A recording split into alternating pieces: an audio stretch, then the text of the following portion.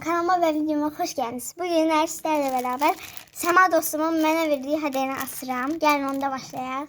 Bu nedense bağlanmış böyle. Ve biraz dırılıp ama olsun. Çok dolu şeyler koyuldu bu diye. Çok sağ ol buradan sana. Çok severim Sema. Çok severim de ki. Kalp edeyim. Ay koydum bir de. Ay düşecek. Bunu bir yere koyun. Gelirim.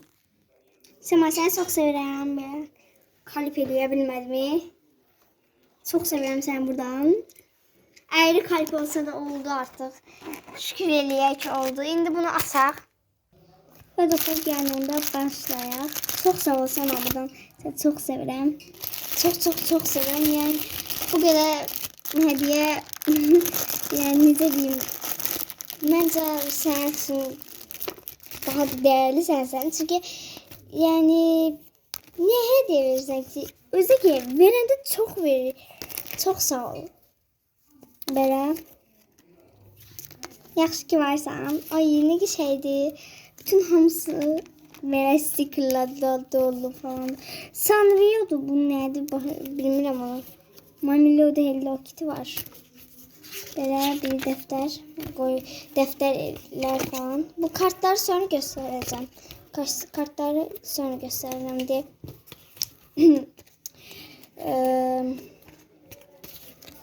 Bunlar böyle şeyler var. Böyle kromi var. Stickerlar falan da sonra göstereceğim. Çünkü böyle bir şeyleri göstermek istedim. Jisoo. Çok da şey diye. Ay. Hello Kitty böyle. Düşeceğim indi telefon. Neyse bu şeyleri sonra gösterelim. Şimdi içinde yine bitmir hele. Kartlar sonra dedik. Ay kartlar da çok güzeldi ve ne diyeyim. Böyle bir defterimiz var. Çok geçendi. Ve dostlar sana böyle bir şeyler koymayı sevir. Bunun adını bilmiyorum nedir. Bunun adını bilmiyorum. Bilmediğim şeyleri ama bilirim. Adlarını bilmiyorum ama. Kartlar sonra göstereceğim. Neyse. Böyle stickerler var. Bu böyle stickerlardan çok koyup sonra göstereceğim onları ama indi gösteririm nedense. Saçırım. Böyle. Ben de düzgün gösteremiyorum. Böyle. En sevdiğim hamsi.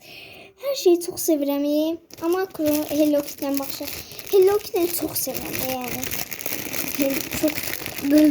Hello Kitty'yi çok severim. Böyle. Bunu ve bunlar küçük balacak küçük. Ben Türkçem. Kardeşli Azerbaycan'dayım. Bu stickerler sonra göstereceğim. Oha bunlardan tapıp. Başlayalım. Böyle stickerları indi göstereyim. Şimdi sticker gösterme. Böyle bir sticker var.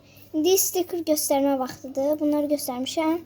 Bunları göstermişim. Bunları göstermişim. Bunu göstermişim. Bunu gösterdim.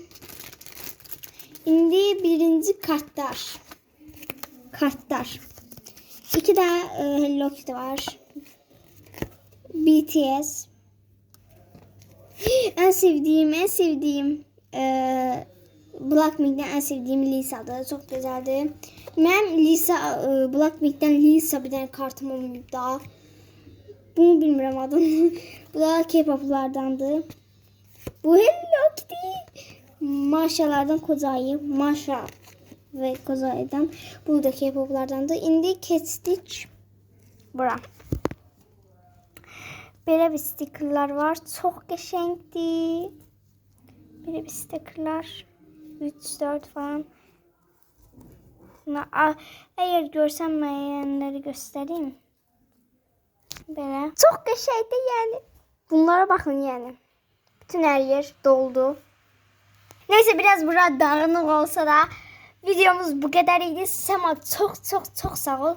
Yani bu hediyelerin için çok sağ ol. Sen çok sevirəm. Siz də çox sevirəm dostlar. Yaxşı ki varsınız. Sağ olun.